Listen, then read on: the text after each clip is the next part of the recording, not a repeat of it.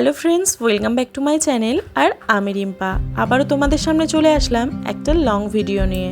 ভিডিওটা হলো জন্মাষ্টমীর ভিডিও। ছোট্ট করে ক্লিপ নিয়ে রেখে দিয়েছিলাম, সেই ভিডিওটাই পোস্ট করতে একটু দেরি হয়ে গেল। সকলকে বলবো কেউ স্কিপ না করে পুরো ভিডিওটা দেখবে। আর সেদিন আমি নন্দুলালার জন্য কী বানিয়েছিলাম চলো চটজলদি তোমাদের সামনে সেগুলো দেখিয়ে নিই। আর সব থেকে বড় কথা, সব কিছু আমি ঘরেই বানিয়েছিলাম আর নিজের হাতে করেছিলাম, সেই জন্য আমি ভিডিওটা কিন্তু করেছি নাইটি পরে। তো সেই জন্য সকলের কাছে ক্ষমা চেয়ে নিচ্ছি।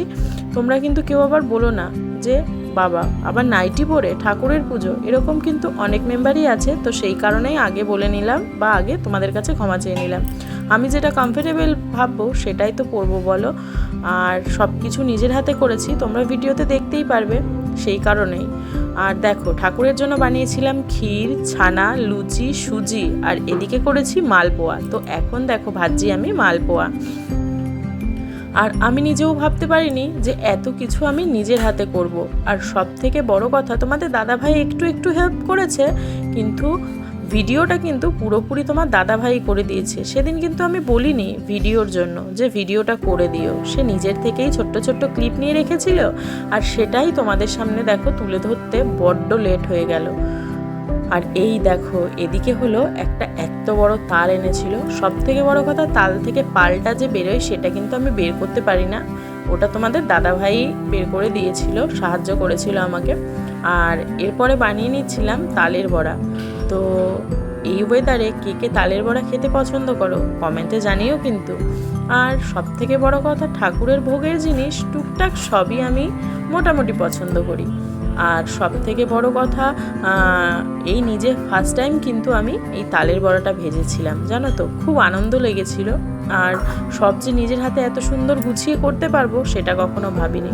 আর সব থেকে বড় কথা, অনেকে তো অনেক রকমভাবে অনেক কিছু করে, তো আমি আমার মন থেকে আর মা ঠাকুমাদের থেকে যতটা শিখেছি তোমাদের সামনে ততটাই তুলে ধরেছি।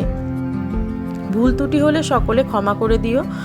আর মানুষ মাত্রই তো ভুল হয়, তাই না বলো? তাতে কি হয়েছে? আমি আমার ভক্তি দিয়ে আমি যতটা পেরেছি ততটাই তোমাদের সামনে তুলে ধরেছি।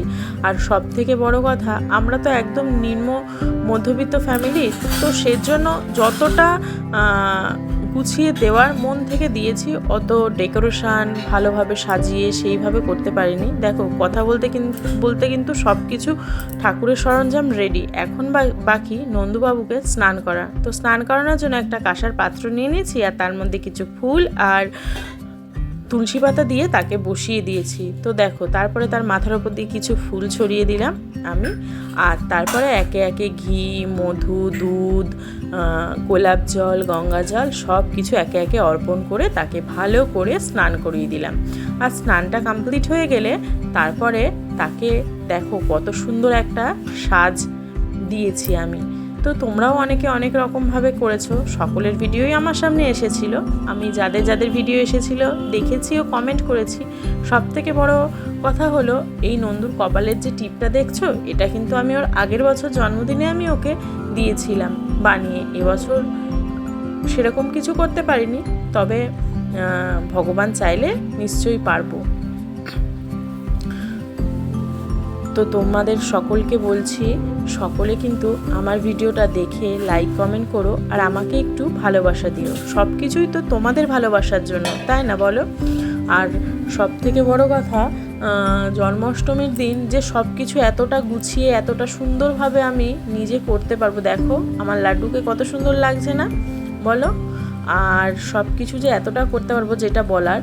আর তোমাদের দাদাভাই ছাড়া কিন্তু সব কিছুই অসম্পূর্ণ।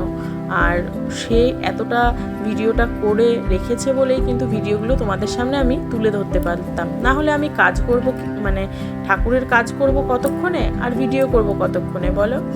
তো দেখো কতটা সাজিয়ে গুজিয়ে দিতে পেরেছি জানি না। তো তোমাদের কেমন লাগছে ভিডিওটা কমেন্টে কিন্তু অতি অবশ্যই জানিও। আর পরের ভিডিও যদি তোমরা পেতে চাও তাহলে কিন্তু তোমরা আমার কে ফলো বা সাবস্ক্রাইব করে রেখো, তাহলে কিন্তু পরের ভিডিওগুলো তোমাদের সামনে চটজলদি চলে আসবে। আর নাও, অনেকক্ষণ ধরে অনেক বকবক করে ফেললাম, এবার পুজোয় বসতে হবে। তো চটজলদি পুজোয় বসে গেছি। আর আমি নিজে নিজেই পুজোটা করেছি জানো। আর তোমরা কারা কারা কেমনভাবে পুজো করলে সেটাও জানিও। সকলকে অনেক ভালোবাসা, বাই।